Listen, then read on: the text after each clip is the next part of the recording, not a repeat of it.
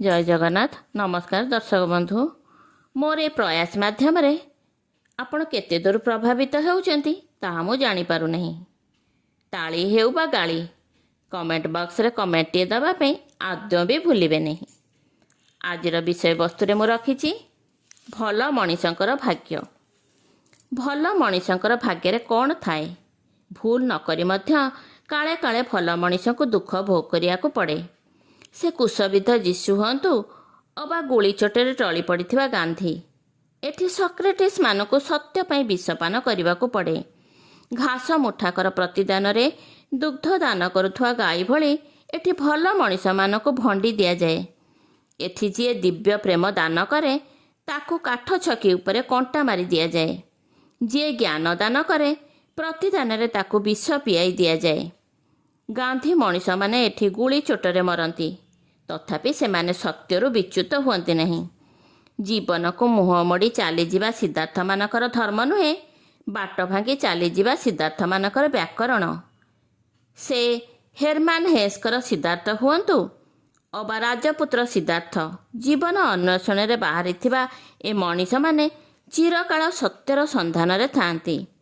राति पाई भोर हेला बेलकु सिद्धार्थ माने कपिलावस्तुर सिंहासन को पिठी करी चली जाती निरंजना तटकू। भल मनिष माने इच्छा करथिले ए संसारर अन्य मनिष मानक परि तथाकथित सुखर मार्ग को आदरी नहीं पारिथान्ते, मात्र अन्य मानक भली ताहा करुनांती बोली तो सेमाने स्वतंत्र, अन्य मानक ठारू भिन्न। भल मनिष पई सुखर संज्ञा भी भिन्न। सुख कहले सेमाने जीवनर अन्य एक अंगीकारबद्ध को ही बुझंती। बिचरा सक्रेटिस मानकर भाषारे तथाकथित सुख बा सौभाग्य तो न थाए, तथापि सेमाने भाग्यवान। समग्र जगत को कांध उपरे रखी सेमाने बाट चलती।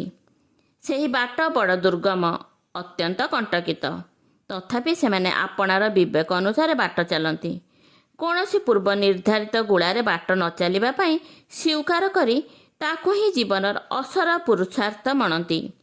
आपणा बाटटी को सेइथिपई सेमाने निजे निजे बाछंती। एणु प्रति बदल साधारण मनिष मानकर तुलन सेमाने अधिक दुखर सम्मुखीन हुअन्ति। सेथिलागि सेमानकर भितरे अधिक दुख सहिबार सामर्थ्य लुक्कायित भावे रहिताए।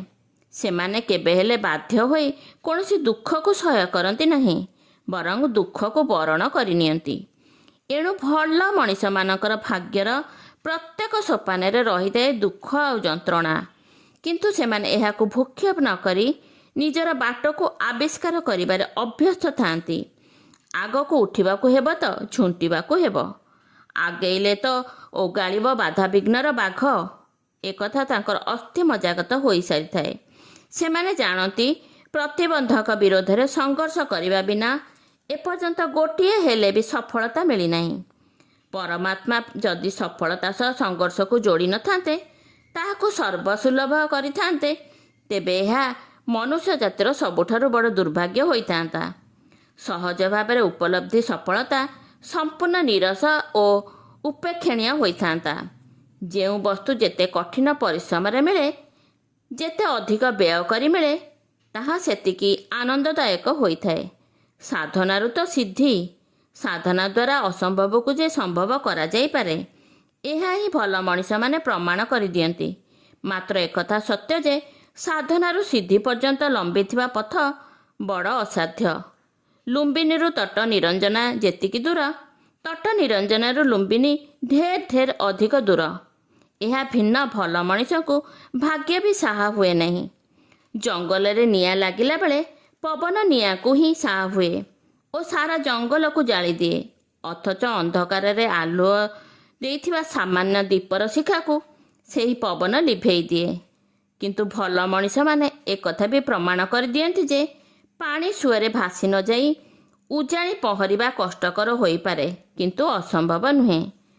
आज को 2500 वर्ष तले मृत्युदंड दंडित जड़े व्यक्ति विषपात्र हाथ में धरी अनन्य असीम विश्वासर सह सारा विश्व को कहिथिले, हे मोर प्रिय विश्ववासी, जी भल मनिष से जीवित थाउ कि मृत तार कौनसी दुर्भाग्य आसीब नहीं। ए विश्वास रख जे भल मनिष केबे भी दंडित होई पारे ना। ଏଣୁ ଏ ନ୍ୟାୟ ବଳରେ ଆକଣ୍ଠ ବିଷପାନ କଲା ପରେ ବି କାଲି ସକାଳୁ ଆଉ ଗୋଟିଏ ପିଆଲା ବିଷ ପିଇବାକୁ ମୋର ଆଦୌ କୁଣ୍ଠା ନାହିଁ। କାରଣ ମୁଁ ଥାଏ ବା ନଥାଏ, ଏ ପୃଥିବୀରେ ଚିର ଅବିଚଳିତ ସତ୍ୟ ଅବିଚଳିତ ହିଁ ରହିବ।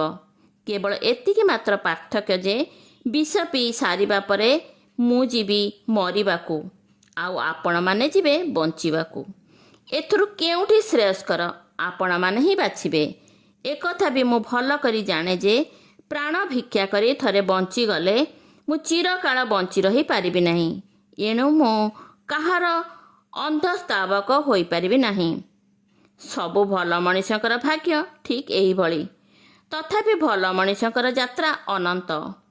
ଏ ମୃତ୍ୟୁଞ୍ଜୟୀ ମଣିଷମାନେ ଅମର ହୋଇ ରହିଯାଇଛନ୍ତି, ମାତ୍ର ତାଙ୍କର ଆୟୁଷ ଇତିହାସଠାରୁ ଦୀର୍ଘତର।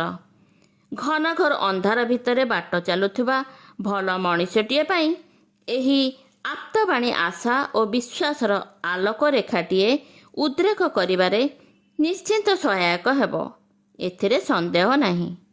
ନମସ୍କାର ଦର୍ଶକ ବନ୍ଧୁ, ଧନ୍ୟବାଦ।